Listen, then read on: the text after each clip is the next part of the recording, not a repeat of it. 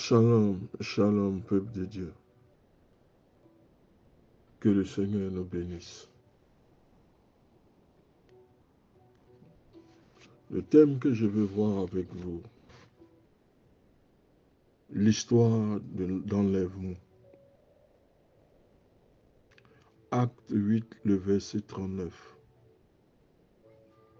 Quand il fut remonté de l'eau, l'Esprit du Seigneur enleva Philippe. Il est question de Philippe et de l'eunuque. L'eunuque qui lisait le parchemin du prophète Ésaïe, dans son chapitre 53, lorsqu'il parlait des douleurs, des souffrances du Messie. Mais l'eunuque ne comprenait pas véritablement de qui parlait le prophète Ésaïe.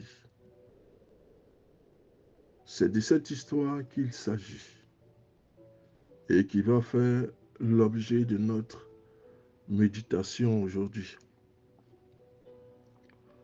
Vous savez, rares sont les exemples dans la Bible d'un transport surnaturel, tel que celui de Philippe. Philippe, c'est un évangéliste. En tant que tel, Philippe évangélisait en Samarie et son message était très bien perçu par la population. Lorsque l'ange du Seigneur lui ordonne d'emprunter la route qui descend vers Gaza, pas celle que le voyageur emprunte d'habitude, mais celle du désert peu fréquentée, Dieu fait de toi une personnalité extraordinaire. Et lorsqu'il t'appelle, il ne te confond pas à tout le monde. Lorsque la grâce de Dieu est sur toi, tu es différent. Les actes que tu poses sont différents.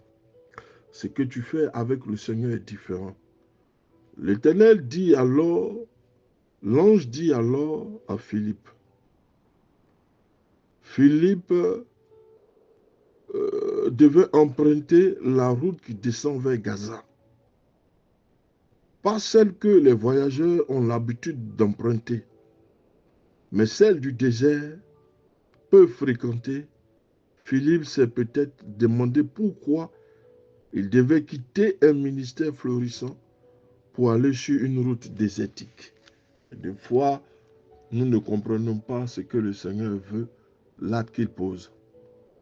Mais celui qui marche avec Dieu est celui-là qui est obéissant, qui ne pose pas de questions au Seigneur.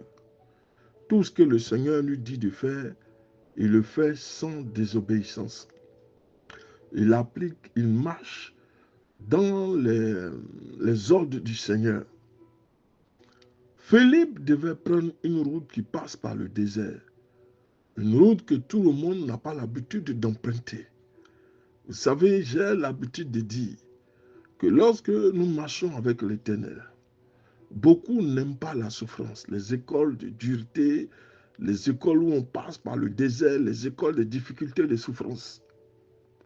Mais c'est une école par laquelle Dieu inscrit ses enfants et Dieu fait passer par ses enfants afin qu'ils passent par la gloire.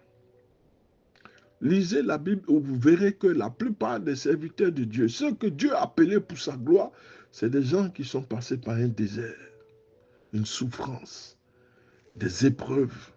Or, ceci mène à la gloire. Lorsque tu passes par ces enseignements, ces épreuves, l'Éternel fait de toi quelqu'un de différent pour sa gloire. Il fait de toi un instrument de révélation. Tous ceux que Dieu s'est saisi, qui sont devenus un instrument dans la main du Seigneur, ce sont des personnes qui ont connu des moments de difficulté, de souffrance. Dieu vous fait passer par des déserts et des épreuves. Tu veux devenir quelqu'un, un instrument dans la main de Dieu, tu dois connaître les déserts, les épreuves. Tu dois marcher par l'obéissance. Lorsque l'Éternel te parle, tu n'as pas le droit de t'offusquer ou de dire, mais pourquoi Dieu me fait passer par un désert alors que d'habitude je prends la route que tout le monde emprunte. Mais aujourd'hui, à mon seul, il fait passer par le désert, les difficultés. Il a fait passer Philippe par le désert. les endroits peu fréquentés. De toute façon, ceux qui viennent au Seigneur ne seront pas nombreux. C'est ceux-là qui vont emprunter la route peu fréquentée. Celle qui est trop fréquentée, c'est elle qui mène à la perdition. Dieu va te faire passer par le chat, le trou d'une aiguille, afin d'arriver au paradis. Et tu n'as pas le droit de te lever pour dire, Seigneur, pourquoi dois-je passer par le désert, par des endroits peu fréquentés? Mais Dieu veut révéler. Il veut te révéler, te faire comprendre que tu es son serviteur. Il t'a appelé à son ministère.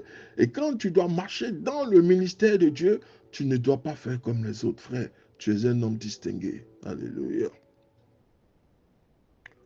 Le Seigneur ordonne alors la route qui descend vers Gaza, par celle que les voyageurs ont l'habitude d'emprunter, mais celle qui passe par le désert, qui est peu fréquentée. Philippe s'est peut-être demandé pourquoi devait-il quitter un ministère florissant pour aller sur une route désertique. Les voies du Seigneur sont souvent étranges, mais c'est dans des circonstances semblables que Dieu teste aussi notre obéissance, notre dévotion, notre soumission. L'Éternel veut voir si nous marchons de notre propre chef ou si nous obéissons à sa voix. Mon ministère fleurit. J'ai tout ce que je veux. Mais pourquoi dois-je encore abandonner ce que j'ai souffert pour bâtir, pour aller dans un terrain désertique? Beaucoup résistent quand il s'agit d'un tel appel. J'ai tout. J'ai une église qui prospère. L'église me fait les offrandes que je veux, les véhicules, tout ce que je veux. Mais l'Éternel me dit d'abandonner tout ça pour aller encore dans un autre terrain désertique pour rebâtir. On se lève et on s'en va. On n'y réfléchit pas.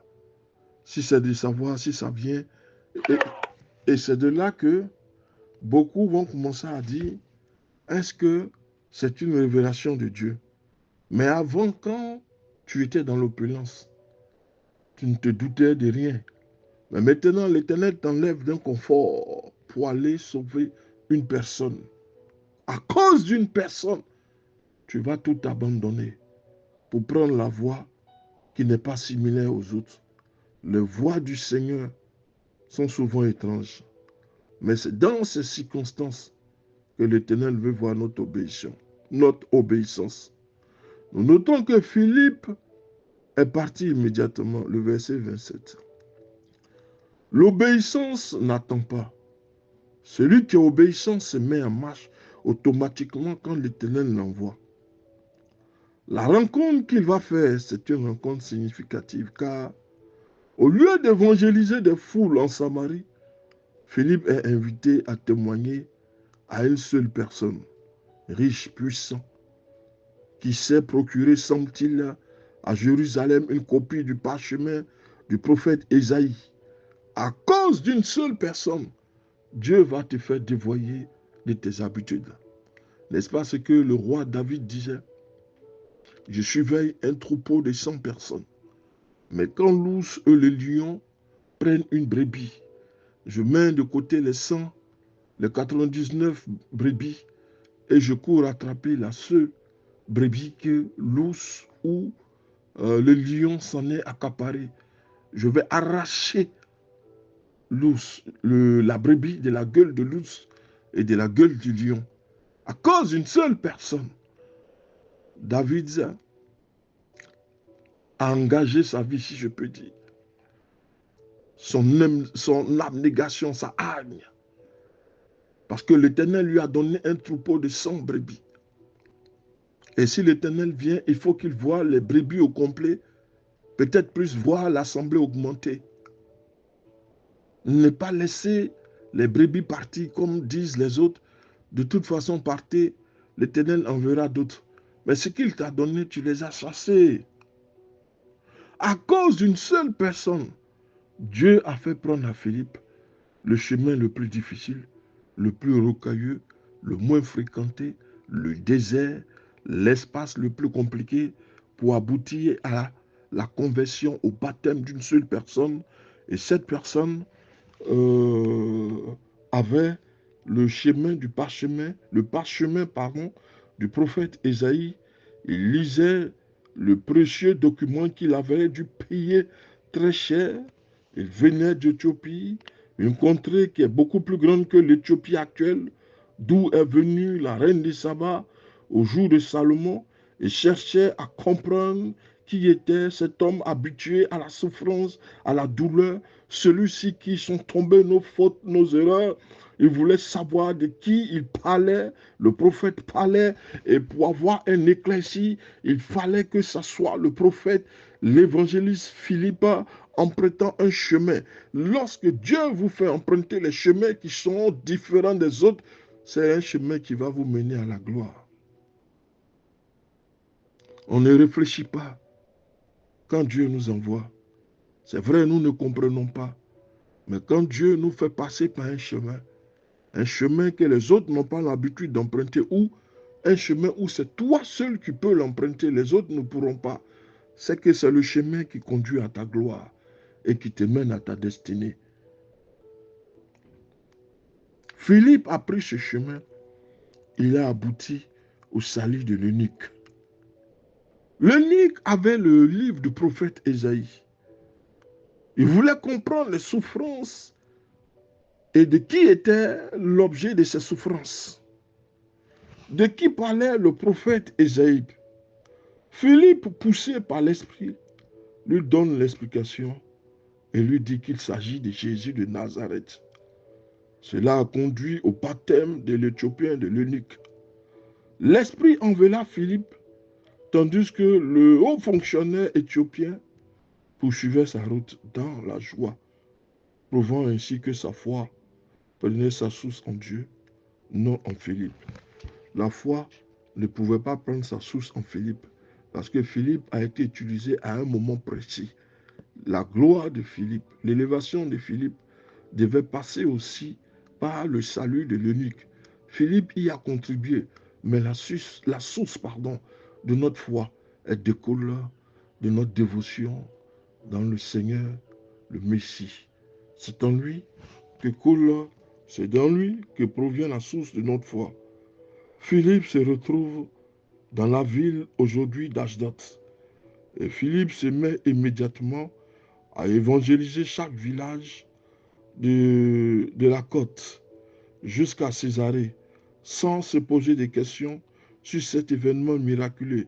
Il a fini le baptême de l'eunuque. L'eunuque s'est fait baptiser. L'eunuque a donné sa vie au Seigneur. Lui, Philippe, son travail en est fini. Il passe à un autre. Il continue le travail d'évangélisation. C'est pourquoi Dieu l'a fait quitter de sa zone de Gaza jusqu'à Césarée. Philippe ne s'est pas arrêté. Il a continué l'évangélisation sans se poser la question si l'événement miraculeux. Dieu peut accomplir des miracles incompréhensibles. Mais ne perdons jamais de vue notre appel à témoigner de notre foi là où l'Éternel nous a placés. C'est là aussi que nous devons bâtir. Nous devons révéler notre appel. Dieu doit savoir que, en fait, les gens doivent savoir qu'il y a un homme de Dieu dans la région. Il y a un serviteur de Dieu dans l'appartement. Il y a quelqu'un qui parle du Seigneur, qui révèle le secret de la Bible. Il y a quelqu'un qui parle. Dieu ne nous a pas mis dans un endroit par hasard. Là où il nous a mis, c'est là que nous devons commencer notre évangélisation. Nous bénissons le Seigneur de ce que son esprit soit sur nous, de ce qu'il nous pousse de région, de zone en zone, pour parler de lui. À lui soit toute la gloire. Que Dieu nous bénisse. Le pasteur Samuel.